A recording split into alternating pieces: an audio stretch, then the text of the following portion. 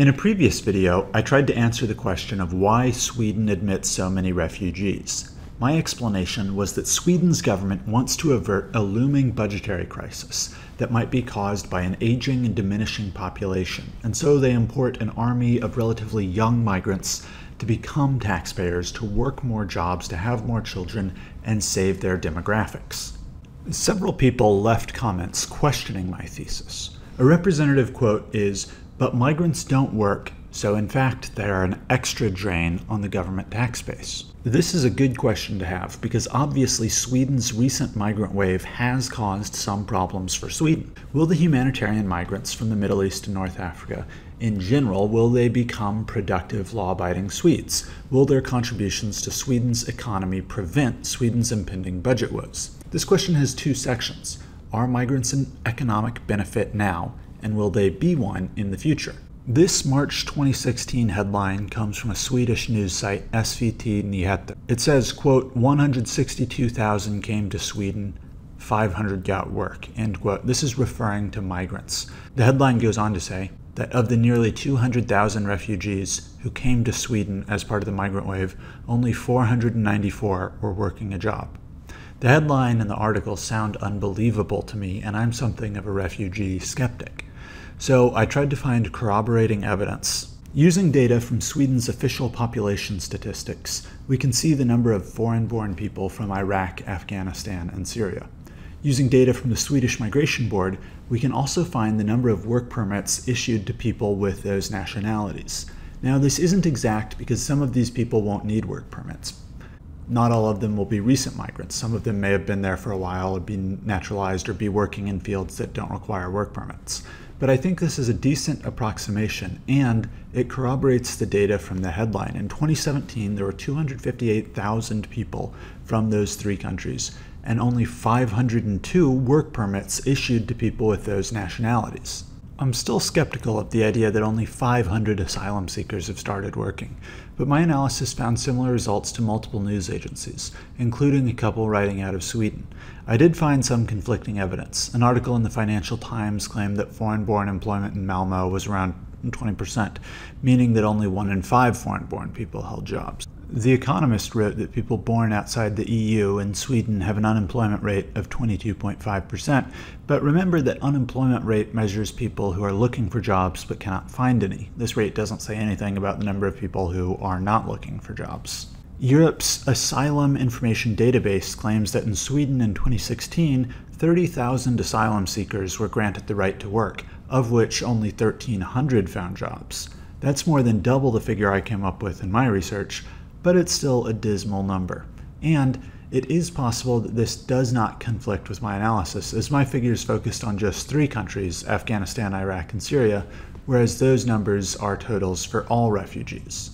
Whichever numbers are exactly right, they all seem to be in the same ballpark, somewhere between 0.2% of asylum seekers at the low end, coming from my reading of work permit figures from the Swedish Migration Agency, and 0.4% at the high end, coming from Europe's Asylum Information Database. Something like 0.2 to 0.4% of asylum seekers have wound up working. In a September 2016 statement of government policy to the Riksdag, Prime Minister Stefan Löfven said, quote, "Today Sweden's labor market is hampered by a lack of people with appropriate training. Labor shortages are taking their toll on businesses and the public sector alike," end quote. In my previous video, I articulated a theory that Sweden is importing large numbers of humanitarian migrants for economic rather than altruistic reasons. If you believe this theory, then you can see the connection between Löfven's comments on Sweden's labor shortages and the decision to bring in hundreds of thousands of young people. I don't know what percentage of the migrants would need to be working in order to make this choice pay off from an economic perspective, but I would hazard a guess that 0.4% is insufficient. In other words, it looks like, in the short term, the migrants are not working at the rates Sweden needs. Rather than ameliorating the labor shortage and becoming contributing taxpayers, the migrants are not working and are consuming government services. To the job numbers, we had in the intro something like 160,000 asylum seekers, only 500 wound up working in Sweden. That leaves a lot of unemployed people. What are they doing and how are they living? Oh, they live great, Tucker. I mean, it's one of the most generous, financial programs that they have in terms of the amount of money they're giving to them, the housing benefits they get, the education benefits they get, the cash benefits they get. Even immigrants who have jobs may not be contributing all that much to the economy. A Swedish government integration policy fact sheet describes initiatives to help migrants get jobs. One such initiative is a step-in job, where the migrant gets a job and tutoring to learn the Swedish language. In exchange for an employer taking a migrant who doesn't know the Swedish language in such a step-in job, the Swedish government pays up to 75% of the employer's cost in employing that migrant. In the short term, it seems clear that migrants are not beneficial from an economic perspective. In the next section, we'll look at whether or not migrants will be beneficial to Sweden's economy in the long term. There's an old saying that goes, prediction is very difficult, especially about the future. How can we study something using evidence that has not happened yet? My method will be to make a prediction based off of past integration events and current evidence from Sweden's education system as to whether the children of migrants will be more like their parents or more like the native populations. If the children of migrants are more like their parents, then I would predict that in the long term, as in 20 to 40 years, migrants will continue to be a problem. Their children will be an increasing share of the population and will have less employment, consume more government services, and so on. Conversely, if the children of migrants are more like the native population and less like their parents, then in the long term, Sweden's plan to import new workers may work out, though they'll have to wait a generation or so for it to work out. There is a paper from the Journal of Ethnic and Migration Studies that looks at how religious fundamentalism is different among first and second generation Muslim immigrants in Europe. This paper is good for our purposes in the sense that it looks at first and second generation Muslim immigrants in Europe, and it looks at Muslims in Sweden specifically. This paper is not perfect for our purposes in the sense that it is looking at Muslims from Turkey, in the case of Sweden, which are not representative of the Muslim migrants we are concerned with, who are mainly from Afghanistan, Iraq, and Syria. The paper also doesn't look at employment specifically, but we can see from the perspective of fundamentalism, are second-generation migrants more like their parents or more like the general population? This graph pursues the main focus of the paper, religious fundamentalism. To make this graph, researchers asked respondents 3 questions about religious fundamentalism. The answers for Christians, who represent the religious members of the host population, are represented in blue, first-generation Muslims are represented in red, and second-generation Muslim immigrants are represented in green. And here we can see that the green, the second-generation Muslim immigrants, fall somewhere between the religious portion of the population and their parents, but they're much closer to their parents than they are to the general population. This relationship is repeated with other sets of questions. Here we see the same pattern. The second generation is mostly moving to agree with the general population, but they are still significantly closer to their parents than to the general population, even to religious members of the native population. In the text of the article, the authors make the case that the most important aspect of the separation between second-generation immigrants and the native population is education, meaning that second-generation Muslims are less likely to be well-educated and therefore more likely to be religious fundamentalists.